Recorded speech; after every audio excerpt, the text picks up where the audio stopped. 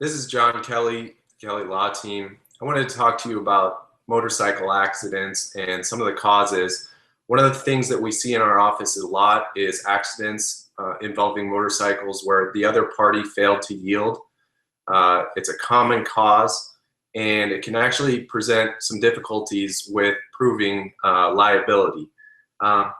Many a times when this kind of case comes about, the adverse party is claiming that the motorcycle turned out in front of them, made a left turn in front of them. But the important thing is to establish that the adverse driver who caused the accident failed to yield the right of way to the motorcycle. And there's ways of doing that. You may have your own witnesses. It's good to make sure you always call the police to get them out to take a statement. Take photographs if you can, but give us a call. We'll give you a free consultation regarding any kind of issues that you have in the accident, and try to help you along the process, because it can be a rocky road with the insurance companies at times, and we're here to help you with those situations.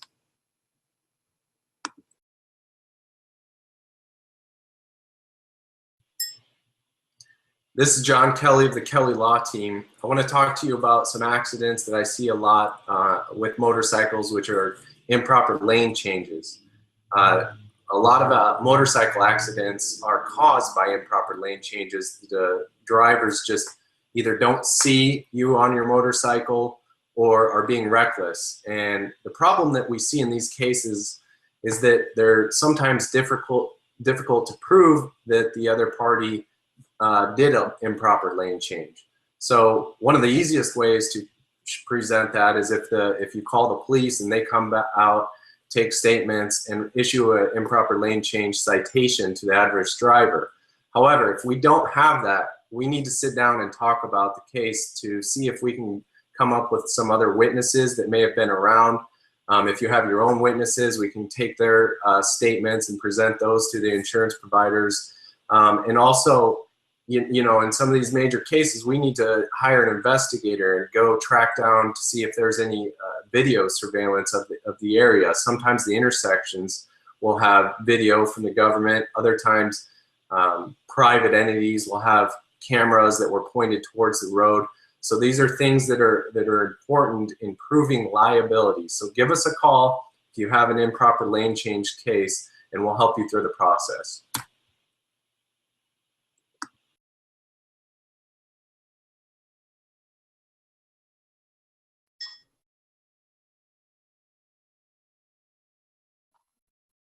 Today we're with John Kelly. John Kelly is a personal injury attorney in Phoenix, Arizona, and he's agreed to answer some online questions related to personal injury cases.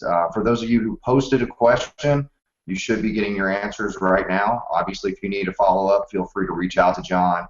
Also, if you're just watching this video and you are looking for a personal injury attorney, if you have some questions, he's agreed to answer these questions in the comments section below the YouTube video, so you can simply post your questions there and he will get back to you with her. Obviously, of course, you can also reach out to him directly through a phone call or visiting his website, which we also included the link within the description of the YouTube video. With that said, let me go ahead and ask John a couple of these questions that were posted here. First question we have is, how can I convince the insurance company that my claim is real? Okay, so the question is to convince an insurance company that you have a claim or that it's a real claim. The things that we look at and try to do are document the evidence. So think of it as a trial. You need to make sure that you're compiling all the evidence that you have to build your case, and some of those things can be photographs of the accident, photographs of your injuries, notes of your doctors, notes of your injuries, witness statements that were at the scene, any other things that you think may be able to be used as evidence that would be presented at trial. Because if the case doesn't settle, it actually goes to trial. So you have to kind of look at it in that regard. Any case that I get, when we do an initial review, we're always gathering evidence. We're coming up with ideas of how we can build the case to make sure that it we're getting a good record of what actually occurred that would be able to be presented to a jury if it comes to that. Okay, all right, makes sense. If I work with an attorney on a contingency basis, will the firm compensate me while I'm waiting for my claim to settle? The short question is no. The firm will not compensate you while you're waiting to get your settlement. There are things that you can do to kind of mitigate the amount of out-of-pocket expenses you have, and most attorneys will be able to direct you to certain providers that would work on a lien basis to treat your injuries. So a lot of people are worried about what out-of-pocket expenses they're going to have for going to get treatment, for getting surgeries, that kind of thing. There's actually certain networks of doctors that will work understanding that they don't get paid until the case settles, and they work on a lien basis. They actually put a lien on the settlement. There are companies that will give you a loan based on your potential settlement, and that is another avenue that can be considered. Not always something that it's always wise to do, but that avenue is possible. Okay. Question you probably get pretty frequently is how long will it take to know if I'm going to win my case? It actually, this question is a very fact-specific question. So some cases we're pretty certain from the start that we're going to be able to win the case. Just that the fault is already in place. We know who caused the accident, and it's pretty clear that we're going to have the evidence to present that. And then most attorneys will be able to give you a good idea that, look, we're going to be able to settle this one. Other cases are different. We have issues of who was at fault and what percentage they're at fault, and whether a certain person was at fault at all, whether there's actually insurance to cover. There's a number of different things we would need to look at there. Okay. Next question we had was, I'm not able to leave my house due to an injury. Do personal injury attorneys do house calls? Absolutely. You know, most attorneys would do a house call, and in my firm, I definitely do house calls. And any client that has injuries after the accident, they often are immobile, their vehicle is damaged. You know, other circumstances allow them to get around if they have a severe injury. You know, I would be often am going and doing house visits. Okay, all right. With that said, we're having a little bit of a lag issue there, but with that said, I want to thank you, John, for answering the questions. Again, if you were someone watching the video and you are in need of a personal injury attorney, feel free to reach out to John directly, or like I said, just simply post the questions at the bottom of the YouTube video. He'll get back with you, and hopefully he'll be able to get your questions answered online. With that said, thanks for your time, John. Thank you, Ryan.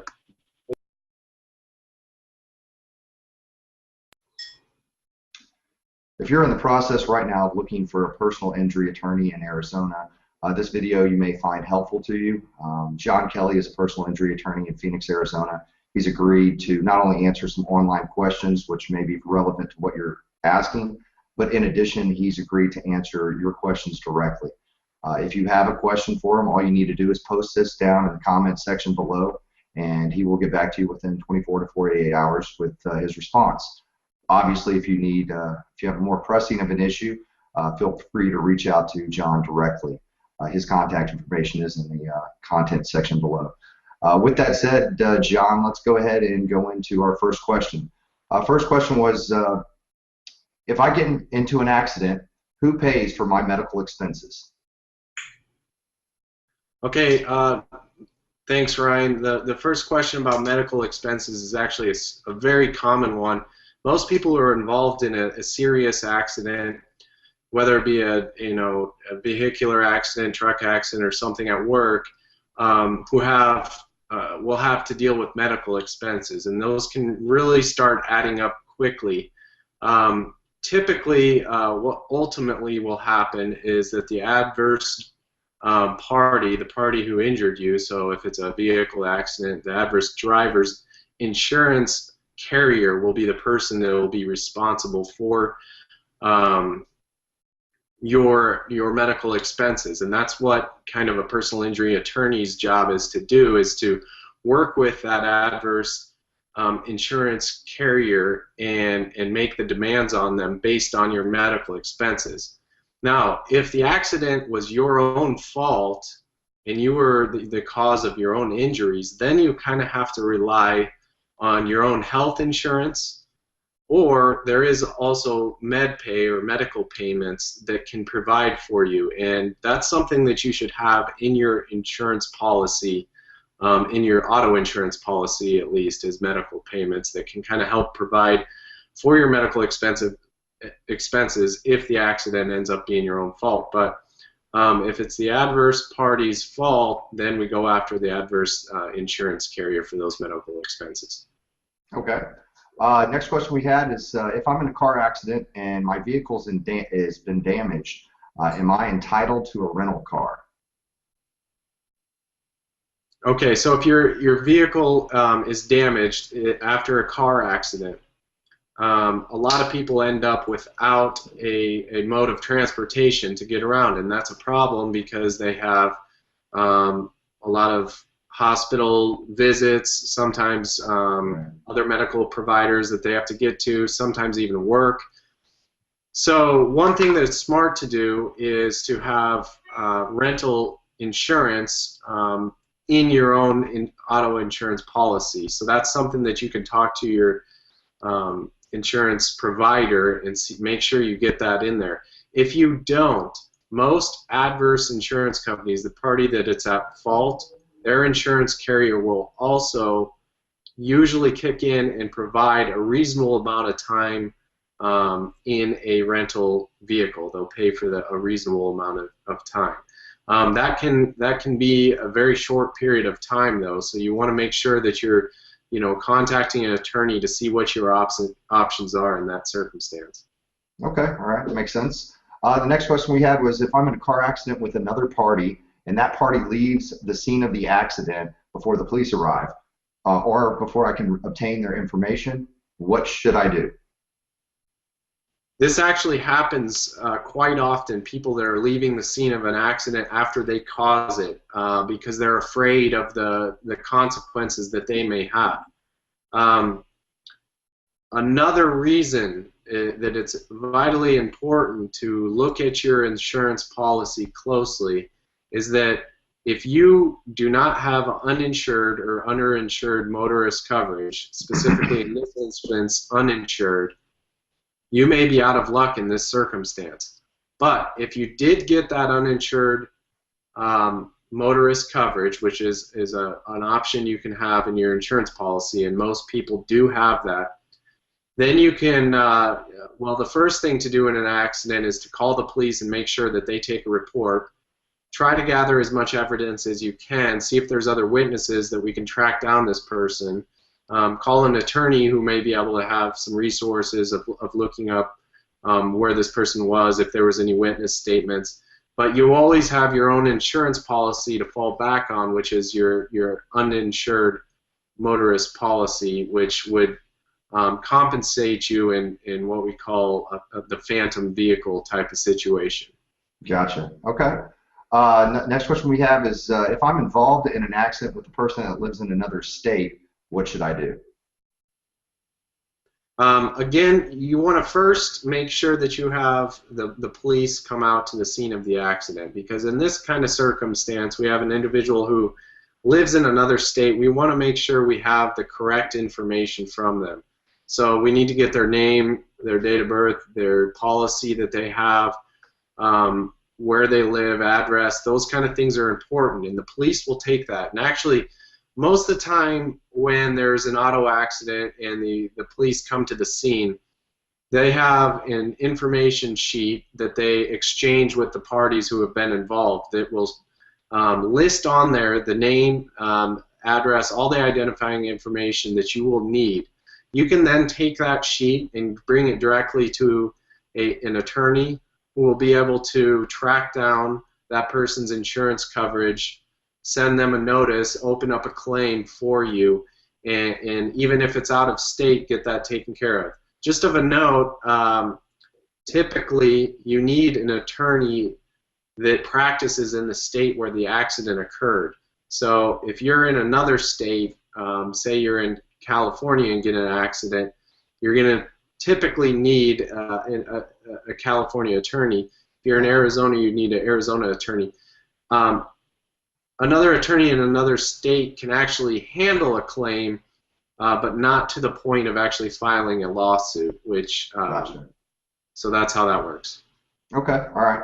And the final question we have is if I loan my car to a friend and they're in a serious accident, what happens in that scenario? That's actually something that occurs also from time to time. It's a serious situation where someone has loaned their vehicle out to another party, and that party has gotten into an accident, causing that accident.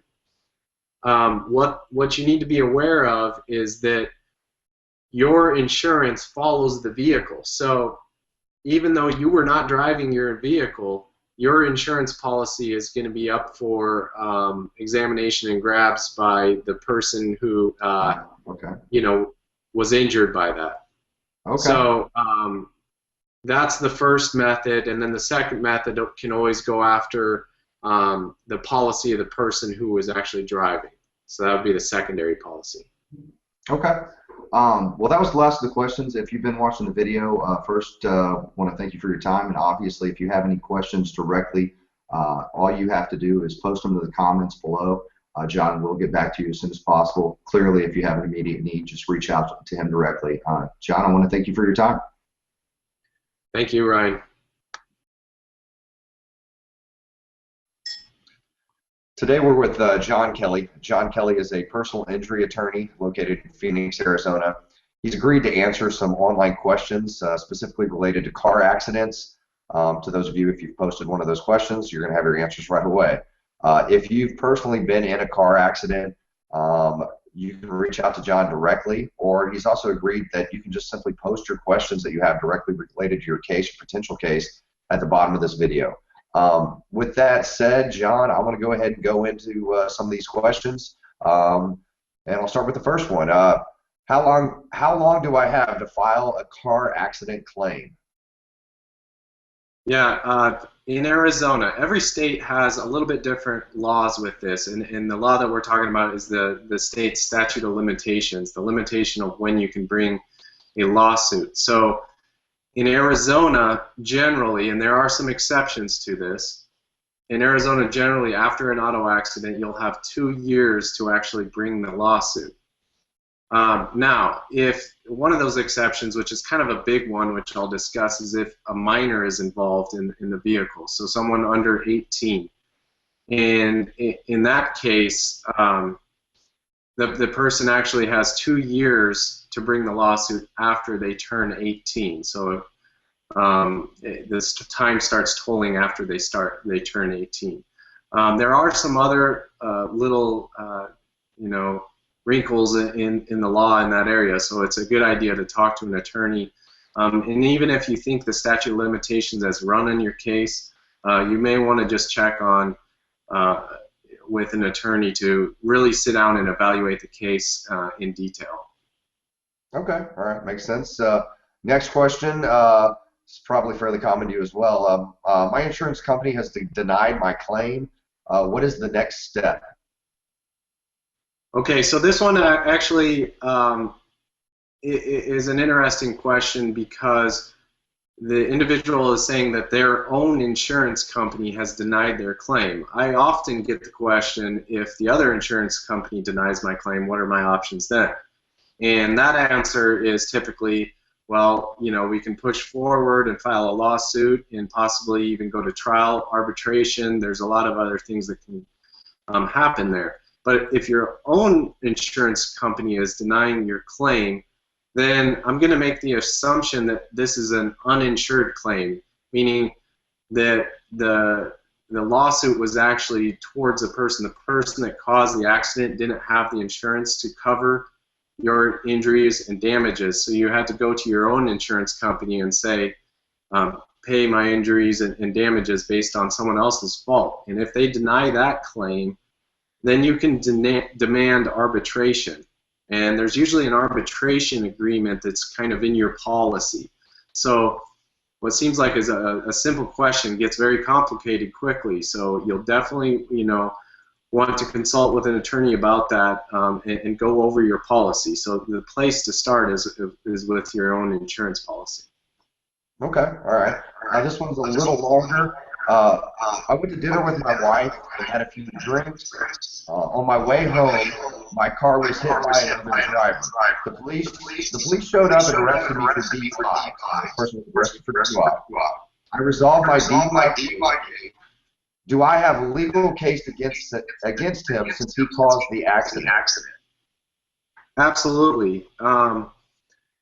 Just because you were driving under the influence or were convicted of that doesn't mean that you have no claim against someone who injures you.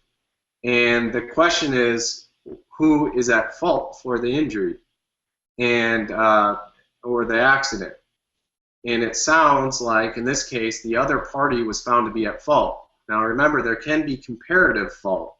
So in this instance, I would imagine the other party is going to claim that they weren't 100% at fault for this because the driver was, driving under the influence, and they may have played a part in the accident. So that's something that kind of gets unraveled as the case develops. But generally, if you were not at fault for the accident, you still have a good injury claim. Okay, all right.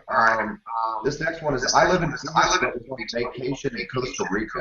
I was in a car accident At the time, they charged my car a little over $2,000 to cover the damages. But now I'm receiving demand letters for $4,500 more. What do I do?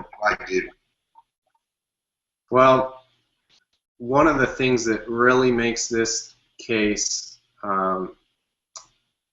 somewhat interesting is that it's in another country, so there's a another different jurisdiction that's going to kind of cover the legal aspects of the case.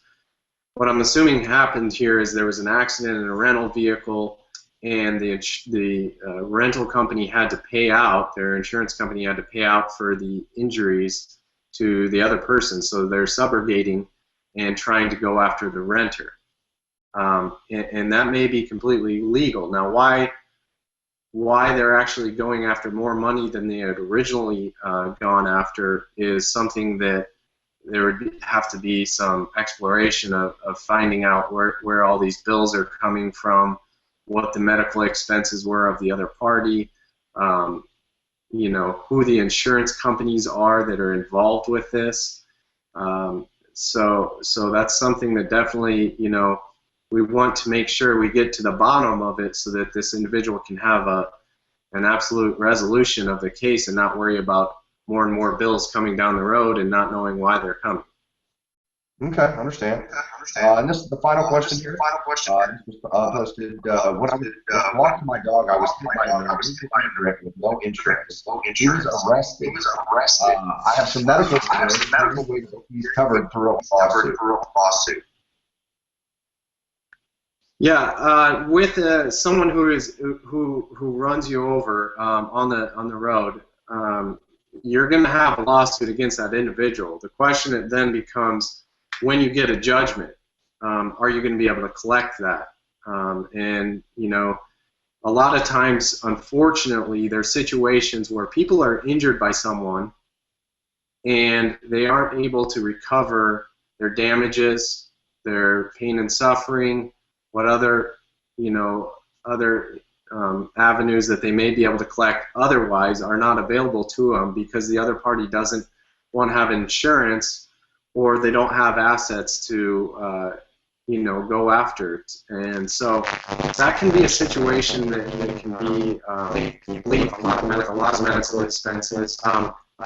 As an attorney, the things that we do are typically work with the medical providers to notify them of the situation. Sometimes they'll reduce their bills, knowing that that there's no insurance to pay for the damage. So there's a lot of things that we can kind of do to mitigate the actual damage and expenses that someone that is placed in this kind of unfortunate situation has. Okay. All right. Well, John, appreciate your time. I'm sure the people that you answer their questions are appreciative. Again, if you're watching this and you do need someone, if you've been in an accident, you need a personal injury attorney, I'm sure you can just give John a call. Also, you can obviously post some questions to this video, and he will get back to you. Thanks for your time, John. All right. Thank you. Today we're with John Kelly. John Kelly is a personal injury attorney in Phoenix, Arizona. He's agreed to answer some of the questions we posted online. These questions were directly related to motorcycle accidents.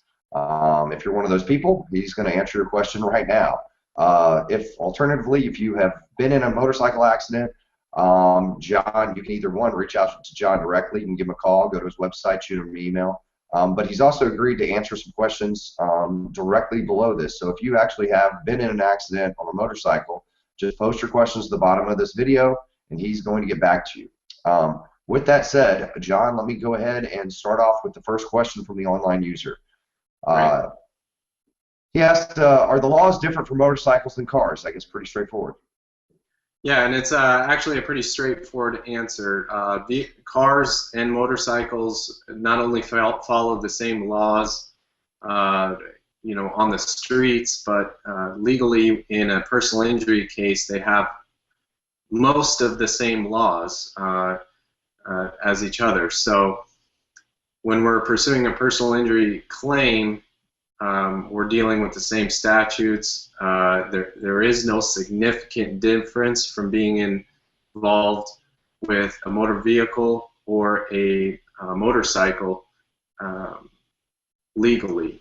There are different norms on the road, which we all know, which come into play, and those can be kind of come out with the factual basis and how it affects comparative fault or fault in general. But generally speaking, they're following the same laws. Okay, all right, makes total sense. Next question we had was this individual laid down his bike due to a mechanical failure, and he's asking if he can sue the manufacturer. Okay, so this question it brings up a lot of different issues. He says he lays down his bike, so I'm assuming that the bike had a mechanical failure that caused him to have a wreck and then be injured because of that. So I'm filling in a little bit of the gaps there. The answer is that yes, you can sue the manufacturer. However, there needs to be an investigation done. And if there is a mechanical failure, we're going to have to find out what happened and what exactly caused that accident.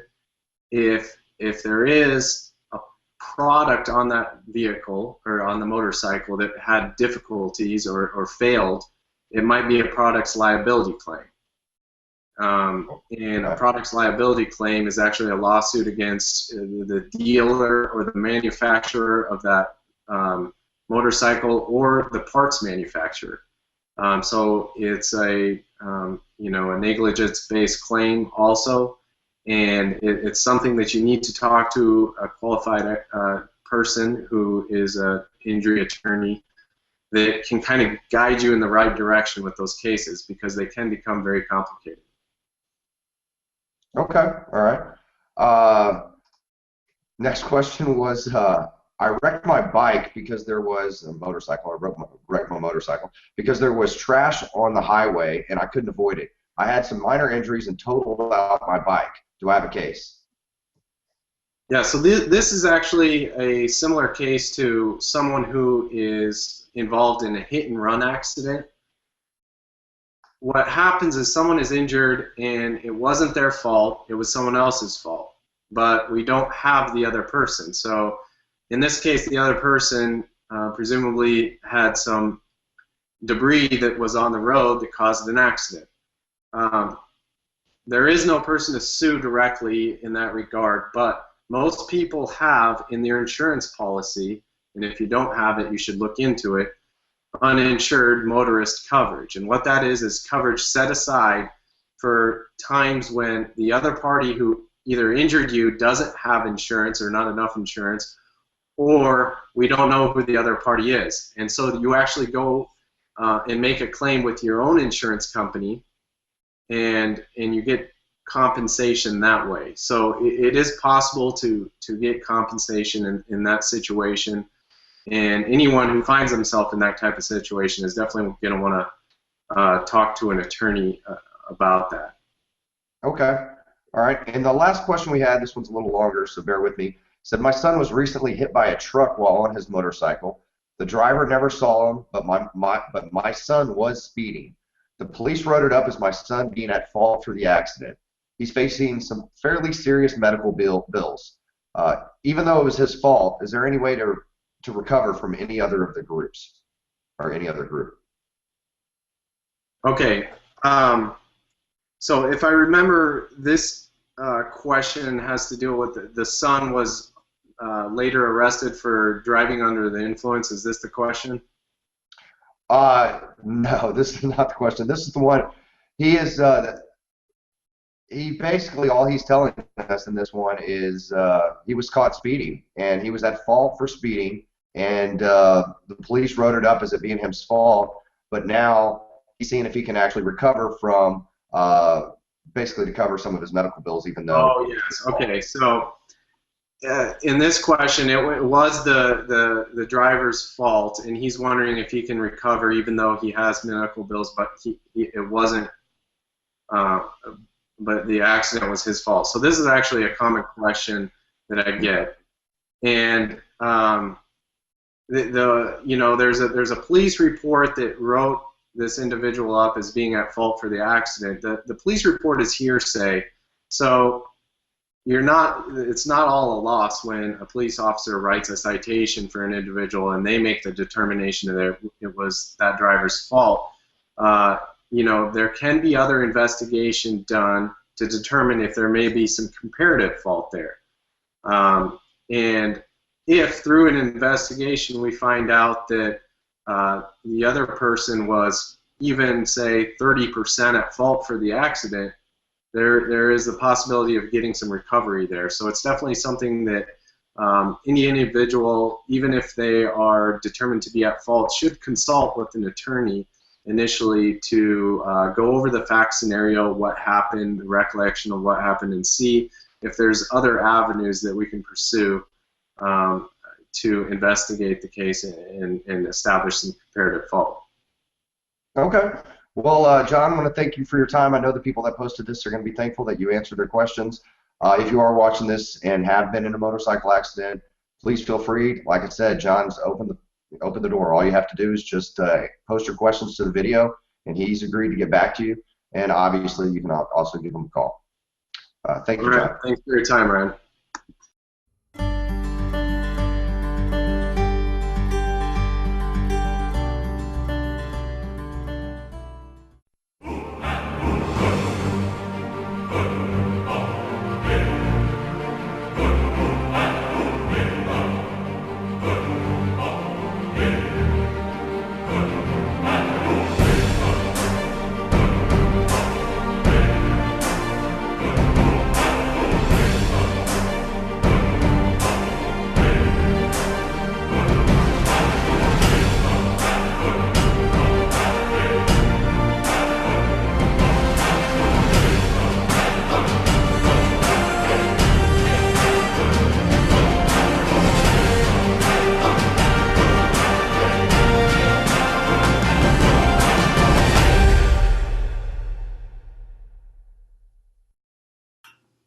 Hello, this is John Kelly. I'm an attorney at the Kelly Law Team. This year we've decided to give out a scholarship, actually 2 scholarships to a couple of individuals who are affected by autism. So if you know anyone who is between the ages of 16 and 30 and going to school and would be in the need of a scholarship, there's two available, $1,000 each. The information is on the webpage that you're on so that you can get the details. And I wish you luck in advance. Today we're with John Kelly. John Kelly is a personal injury attorney located in Phoenix, Arizona. He's agreed today to answer some questions that were posted online related to car accidents. If you're one of the people who posted those questions, you'll have your answer right now. For those of you who are just viewing this video, if you have been in a car accident, there's a couple things you should do. Obviously, you can visit his site below the video link, or you can give him a call. In addition, at the end of the video, he's agreed to allow people to post questions related to car accidents, and he's going to get back to you directly online. So all you have to do is post your questions to the YouTube comment section, and he will get back with you with his answers. With that said, John, let's get started. I'll give you a couple of questions. We've got the first question here was how long do I have to file a claim on my insurance for a car accident? Okay, so every state actually is going to have their own statute of limitations laws, and these are the laws that determine how long you actually have to bring an accident claim or an injury claim. What you want to do is talk to an attorney in your own state, so that attorney can kind of give you the information you need. And here in Arizona, to bring a auto accident claim, you have 2 years generally from the date of the accident. So you need to make sure that you contact an attorney. Now there are other times where that statute of limitations can be 1 year, and those are specific circumstances that you would have to know the fact scenario and apply the law. So it's a good idea to at least consult with an attorney before you let that time pass. Okay, all right. Next question we had is, can I negotiate an accident settlement without hiring an attorney? Yes, you absolutely can negotiate your settlement, and the reality is that the insurance companies try to settle a claim with people that are involved in an accident as quickly as possible and before they hire an attorney. Oftentimes my clients will come to me and their insurance company only a couple of days after the accident, or the opposing insurance or the adverse company has already sent them a check to settle their claim, even though they had injuries or are in my office telling me that they're still getting treatment. So the reality is that yes, you can settle your own claim. The question of whether it is a good idea, and you may want to at least consult with an attorney, just like I mentioned previously, so that the attorney can at least guide you to what avenues you should be looking at. Remember, all of these cases have different fact scenarios, and there's different laws that apply to different fact scenarios, and you may be missing out on a certain avenue of compensation that you're not aware of. So it's a good idea to at least have a consultation with an attorney. And the reality is a lot of people find that attorneys have the negotiation skills, the know-how to actually settle these claims for larger amounts than what they would be able to do by themselves. I understand. Okay, that makes sense. Next question we had was, I caused a wreck and was injured. I've missed a lot of work. Is my insurance supposed to cover my time off work? Okay, in this fact scenario, the person that is asking the question actually caused the accident. And generally, your own insurance policy is not going to cover your expenses if you are the one that was negligent and caused the accident. Usually in your policy, you will have your liability coverage, which actually covers other people's injuries that you caused. So if you injured another party, that covers them so that they don't come after you personally. And the other part of that is that it covers you if someone else injures you and they don't have enough insurance to cover your injuries. And that's uninsured, underinsured. Now, there is something called med pay that's no-fault insurance that people should look into getting in their policy, that if they do have injuries in an accident, even if it is their fault, they still have that money set aside for them that they can use for their medical expenses. Okay, I've never actually heard of that. That's actually interesting. Okay, and we had another question here was my insurance company has offered me a settlement for a car accident. I'm happy with the amount they offered, but my friends tell me I need to hire an attorney. If I'm satisfied with my settlement, why should I hire an attorney if I'm going to have to pay out a contingency fee to that attorney? That's a great question, and the reality is that you don't need to hire an attorney. You can settle your claim if you feel comfortable and confident that the insurance company is giving you a fair amount. What you have to ask yourself is, why not at least consult with an attorney? Because most personal injury attorneys will give you a free consultation. And if you let them know, where you're at, the status of your case, and what the insurance company is offering, they may be able to give you an idea of whether they feel like the insurance company is being fair.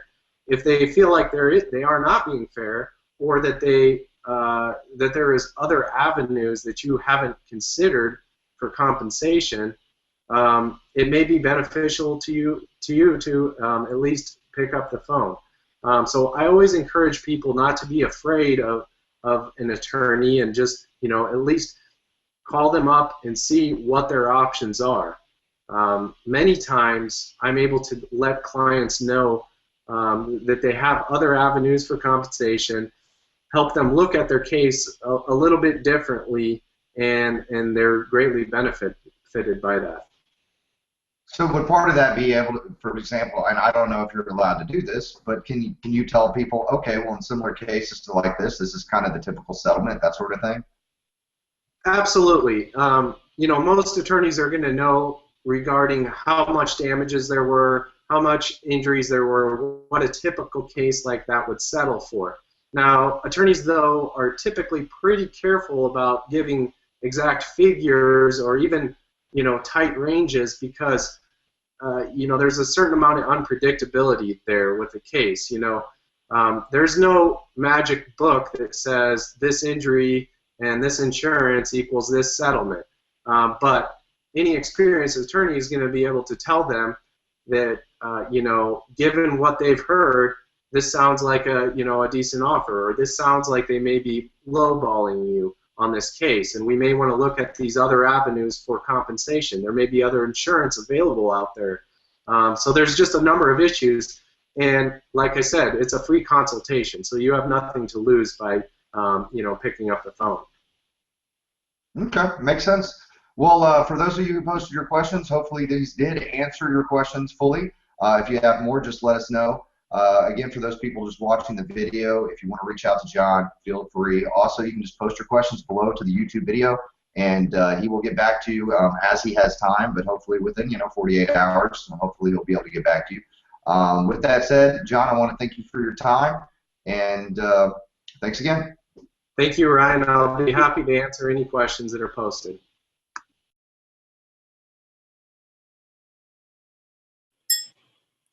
Hello, this is John Kelly from the Kelly Law Team. I had a question regarding injuries in a motorcycle accident, and specifically, do I need an attorney if the injuries are minor when you're involved in a motorcycle accident? The answer is likely you want to at least consult with an attorney on these kind of cases. Oftentimes, if the injuries are minor, the property damage on your motorcycle can actually be pretty significant still. Low impact wrecks can cause a lot of damage, especially to some of these custom bikes where you put a lot of money into it, and the insurance companies don't always know how to evaluate those bikes, because they'll take a fair market value of your bike, but they don't take into consideration all the money that you put into it to put the custom wheels on it or a new paint job, that kind of thing. So an attorney can really step in and help you present that information to the insurance company so that you get a fair valuation of your bike and are not left with, you know, out of pocket a lot of money. The other issue is with soft tissue injuries. Insurance companies oftentimes will try to deny coverage if they don't believe that you had a legitimate injury where they can show on an x-ray that there was a broken bone or that there was some severe injury there that is very objective. The problem that we see with these is these soft tissue injuries oftentimes will manifest themselves later and will cause a lot of problems for people, whether it be, you know, continuing back pain or sciatic nerve issues or severe headaches and that kind of thing. So you want to be just kind of careful with these cases, and the insurance companies will want to try to settle them fast. So it's a good idea to call for a consultation. I'd be happy to do that and just walk you through the process.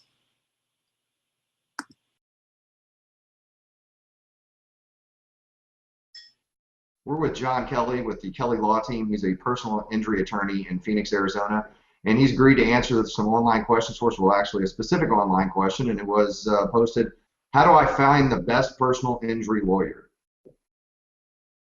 Ryan, if you've been injured, there's a lot of things that injured people are going through, and it's a very stressful time. They have doctors they're dealing with, medical expenses, their own pain, you know, property damage can be in place or missing work. So it's a very trying time. And finding the right attorney is actually a difficult process and an important one. So I have some tips for people to decide on what attorney to use. And 3 tips that I think will help them through the process. The first is to look at the attorney's reviews online. There's a lot of great websites. Avvo is one of them, AVVO, Google reviews, Yelp reviews. These are all you know, online resources for people to check into attorney, what their reputation is, past clients, that kind of thing. The second thing is to look into their experience. What kind of background do they have? You know, I was a former prosecutor, so I have a lot of trial experience, and I think trial experience is actually something that's relatively rare in the field, and it's a good thing to have for a personal injury attorney, because that attorney can actually take the case to trial and deal with the jury and force the insurance companies to be fair. And the final thing is to just call the attorney and get to know them. Have a free consultation with them. Make sure you actually talk to the attorney that's going to be handling your case. I always set aside at least 30 minutes for a free consultation. Go over all the facts of the case with them. See if your personalities work out together, because there's a lot of attorneys out there, and you want to have a good working relationship with them. So I think those are 3 important things for people to look at, right? All right, well, it makes a lot of sense. Thank you for your time. And if for the people watching, if you have any additional questions, all you need to do is post them in the comments section below, and John's agreed to answer those and get back to you. Thanks again, John. Thanks, Ryan.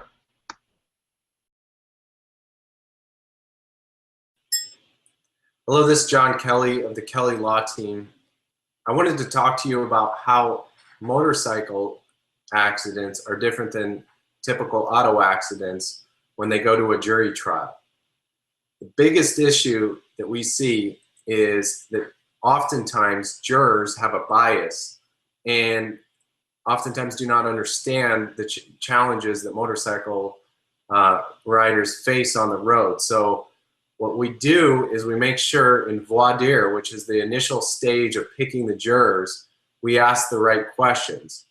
And questions that are as simple as, have you ever ridden a motorcycle? Does anyone you know ride a motorcycle? Do you understand the mechanics of a motorcycle on the road and what specific challenges they face? These things can give us insight onto whether a juror is going to be a good fit for our jury and whether they're going to understand the physical properties of a motorcycle and how it can affect an accident. Very important to make sure that you have jurors that are not going to go on there and say, I don't like motorcycle riders, they get in my way, they're, I've had bad experiences with them. Those are bad jurors for this kind of case. And especially because motorcycle accidents, they often have very high damages. The injuries are very severe. So that initial stage of picking the juror for the jury is very important.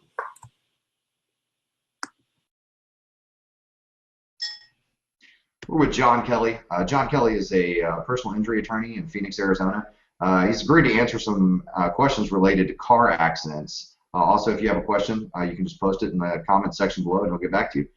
With that said, let's go into our first question. The first question that was posted is, how long does it take to get paid?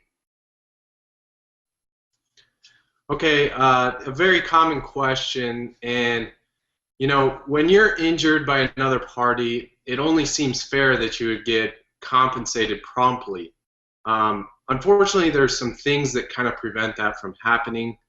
Namely, the insurance companies are notorious for trying to withhold their money to pay out.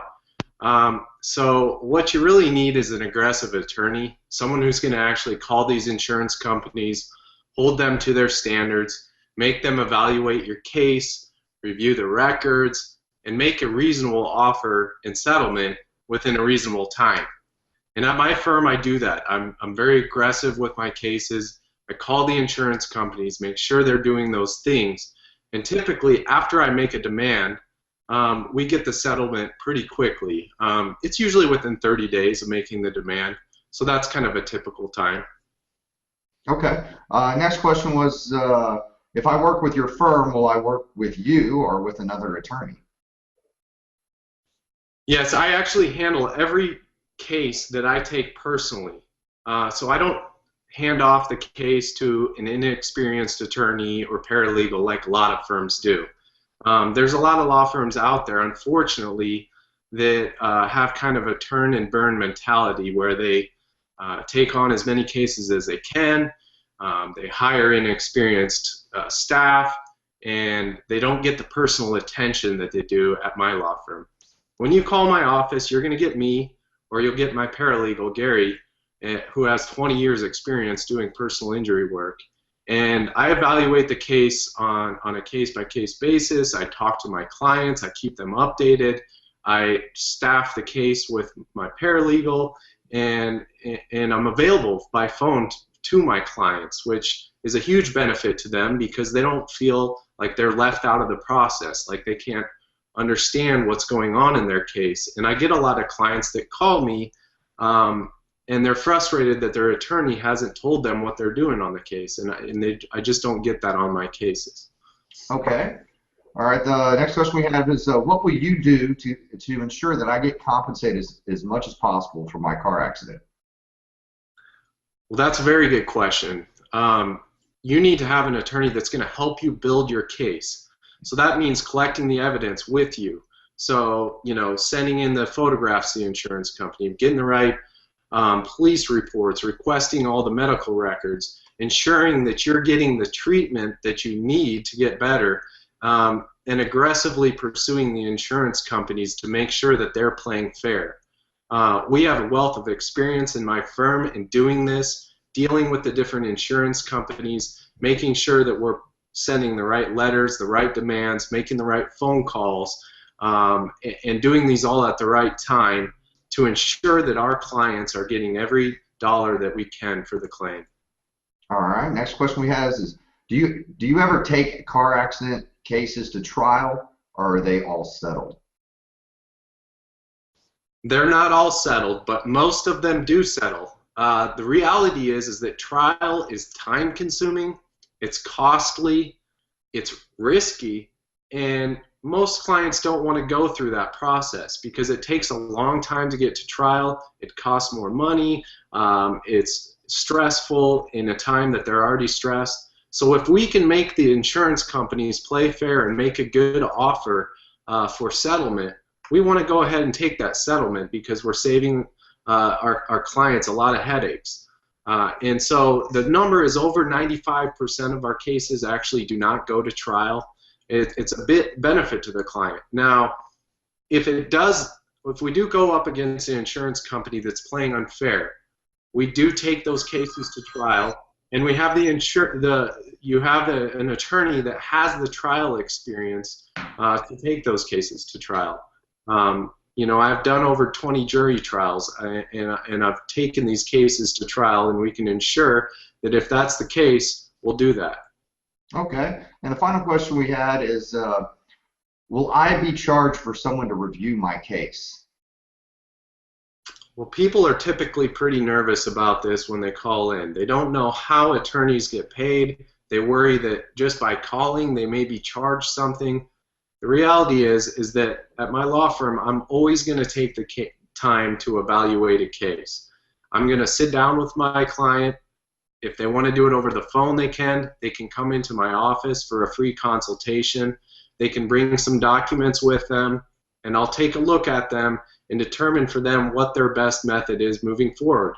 If it's found out that, you know, it's a good idea to retain counsel, I'll let them know that, you know, I'd be willing to take their case. At that point, we can, you know, put the agreement down in writing. The good news is that I typically do a contingency fee, so the clients still don't pay anything until the actual settlement or award is made. So they don't owe their attorney anything until they actually get the money that compensates them. Okay, excellent. Well, if you have any additional questions for John, all you need to do is post them in the comments section below. He's agreed to get back to you with answers to those comments. Also, obviously, you can reach out to his office. John, what's the phone number over there? 602-283-4122.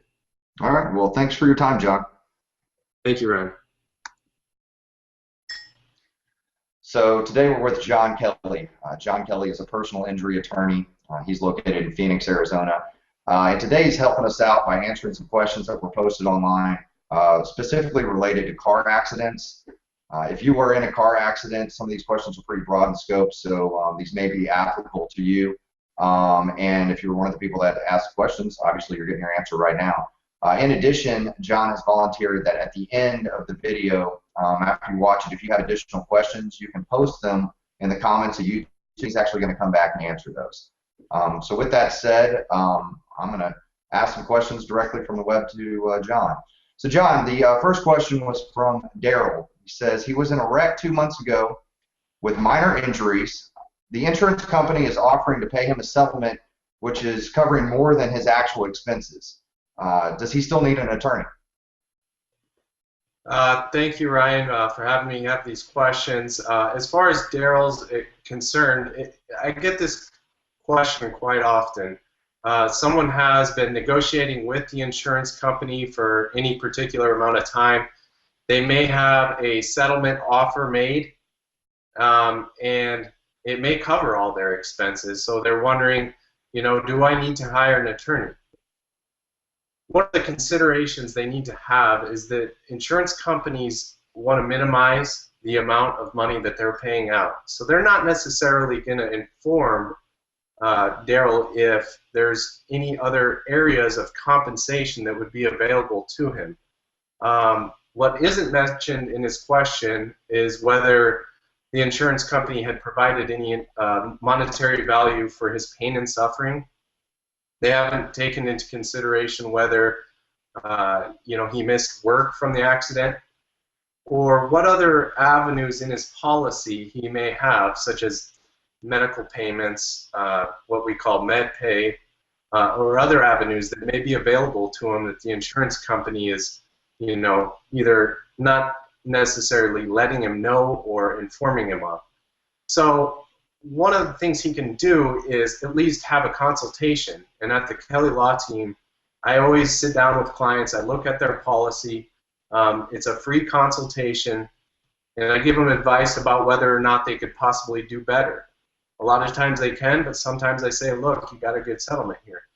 So, you know, it never is a bad thing to at least talk to an attorney to determine if there's more money out there available. Okay, well that makes a lot of sense actually.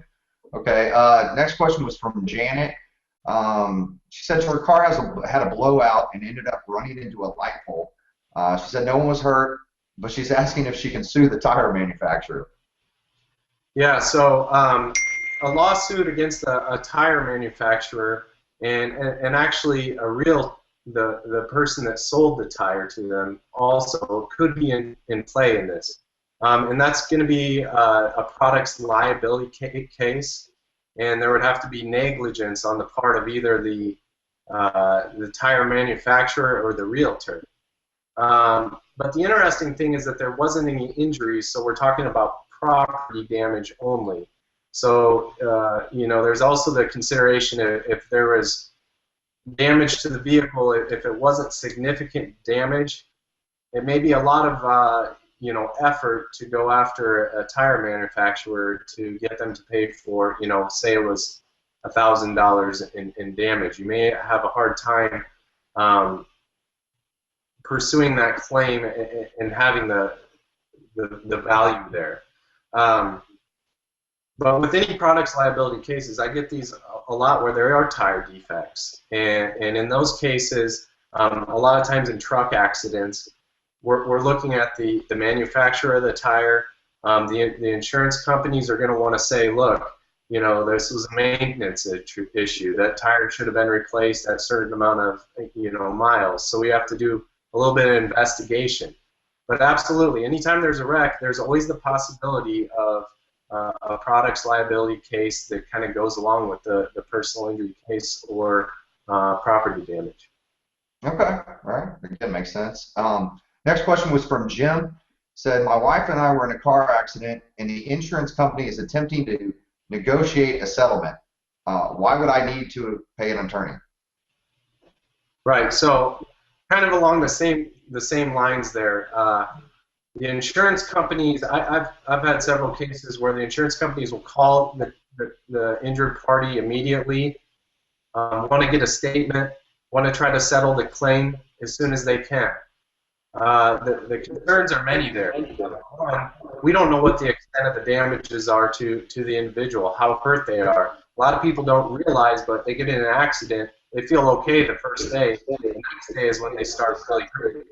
And they need to be evaluated by someone, a doctor, to determine what the extent of their injuries are before they go and settle the claim. And the underlying thing that I'm kind of talking about already is that these insurance companies, the big insurance companies, they're there to minimize their costs. They have attorneys hired for them to try to prevent people from getting settlements that are, of large monetary sums. So, you think that your insurance company is on your side and trying to keep the process. A lot of times they're trying to get admissions from you, trying to find ways that they can minimize the amount that they're going to, have to pay out. So it's a good idea to at least consult with an attorney to make sure that they're negotiating fairly with you. And from there, you kind of have the decision of whether to hire an attorney or to pursue the settlement. Okay, all right. Let's see, next one, and you kind of touched on this slightly, but and I guess this is, Bruce asked, if you handle my case, how long would it take for me to get paid? Okay, so this is a question that I, believe it or not, get asked a lot. People want to know when they're going to get their money from the accident, and it's understandable. They're going through a lot at the time. They're injured. They've lost, presumably their vehicle is potentially totaled in the accident, so they need that income to be able to get into another vehicle for transportation just to get to the doctors, and yet alone they need to pay their doctors, some of them. So the settlement actually can take a significant amount of time. If it's minor injuries, we may be talking a couple of months. If it's major injuries, it can be years. And a lot is driven by the actual injuries that an individual has. The good news is that we always make sure that we get providers that would work on a lien basis. And what a lien basis it means is that there's no money out of pocket for the injured party to get that treatment. And then the provider just takes part of the settlement when it comes out. So that can help with that time lag. Once the treatment is done, usually the attorneys can work very quickly to get a settlement at that point. So it's not really on the attorney to determine how long it goes. It's actually the person who's injured to see the extent of their damages. And one concern is if you try to settle the claim too quickly, you're going to sign a release that basically says that you cannot go back after any further claims for injuries and monetary value. So you don't want to settle your claim before you know the extent of your injuries.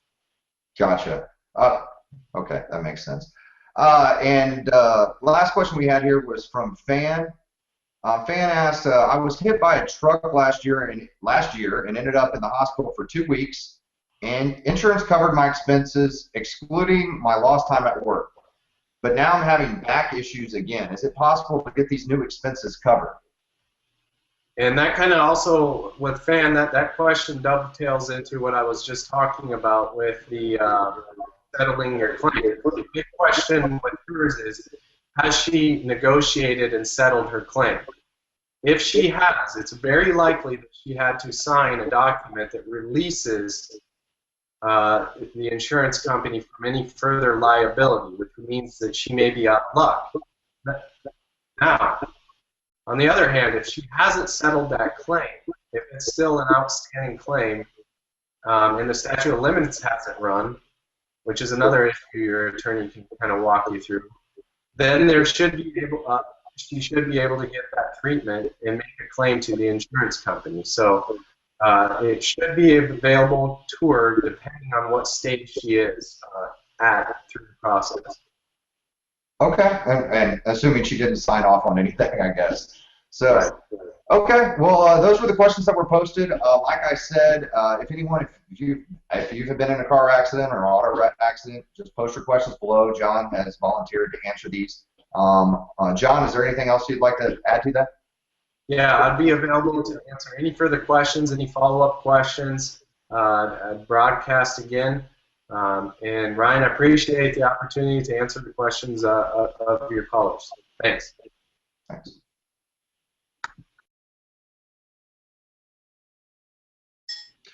Today we're with John Kelly. John Kelly is a personal injury attorney in Phoenix, Arizona.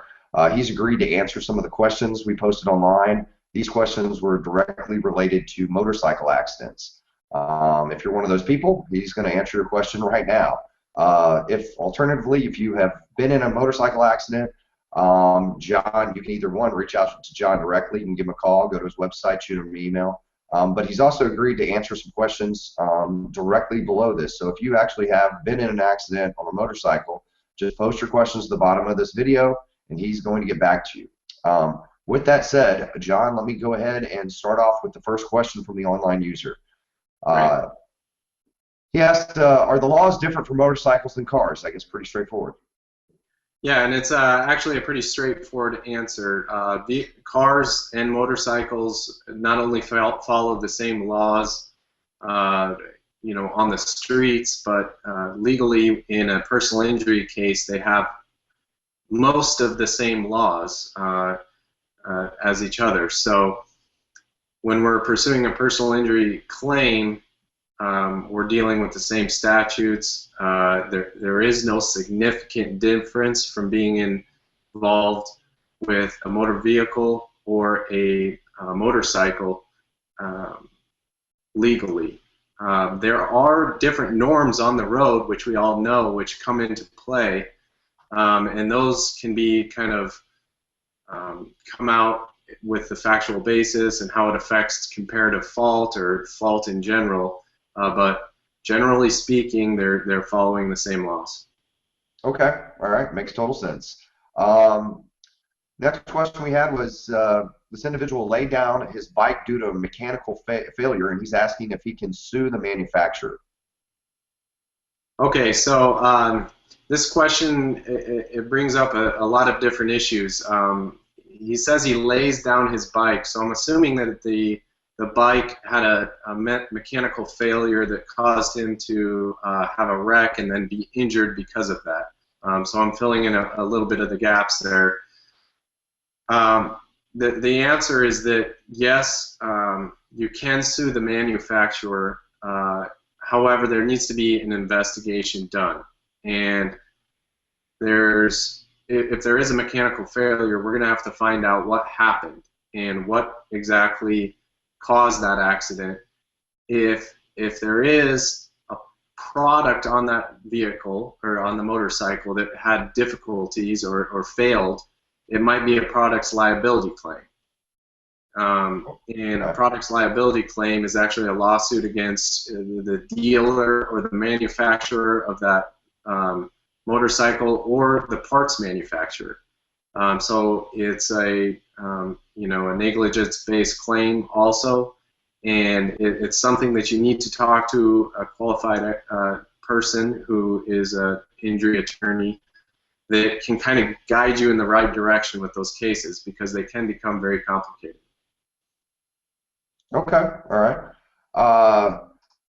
Next question was, I wrecked my bike because there was a motorcycle. I wrecked my motorcycle because there was trash on the highway and I couldn't avoid it. I had some minor injuries and totaled out my bike. Do I have a case? Yeah, so this is actually a similar case to someone who is involved in a hit and run accident. What happens is someone is injured and it wasn't their fault, it was someone else's fault, but we don't have the other person. So in this case, the other person presumably had some debris that was on the road that caused an accident. There is no person to sue directly in that regard, but most people have in their insurance policy, and if you don't have it, you should look into it, uninsured motorist coverage. And what that is coverage set aside for times when the other party who either injured you doesn't have insurance or not enough insurance, or we don't know who the other party is. And so you actually go and make a claim with your own insurance company, and you get compensation that way. So it is possible to get compensation in that situation. And anyone who finds themselves in that type of situation is definitely going to want to talk to an attorney about that. Okay.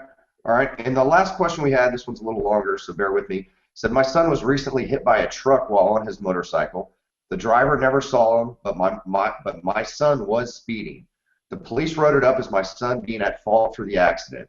He's facing some fairly serious medical bills.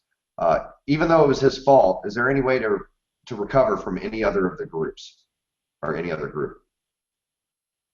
Okay. So if I remember, this question has to do with the son was later arrested for driving under the influence. Is this the question? No, this is not the question. This is the one. He is. He basically, all he's telling us in this one is he was caught speeding and he was at fault for speeding, and the police wrote it up as it being his fault. But now he's seeing if he can actually recover from basically to cover some of his medical bills, even though. Oh yes. Okay. So in this question, it was the driver's fault, and he's wondering if he can recover, even though he has medical bills, but it wasn't.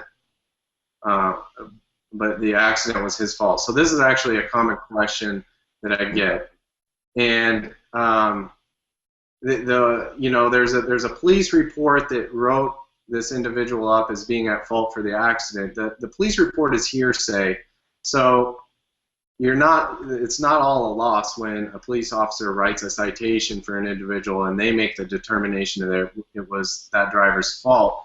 There can be other investigation done to determine if there may be some comparative fault there. And if through an investigation we find out that the other person was even, say, 30% at fault for the accident, there is the possibility of getting some recovery there. So it's definitely something that any individual, even if they are determined to be at fault, should consult with an attorney initially to go over the fact scenario, what happened, the recollection of what happened, and see if there's other avenues that we can pursue to investigate the case and establish some comparative fault. Okay. Well, John, I want to thank you for your time. I know the people that posted this are going to be thankful.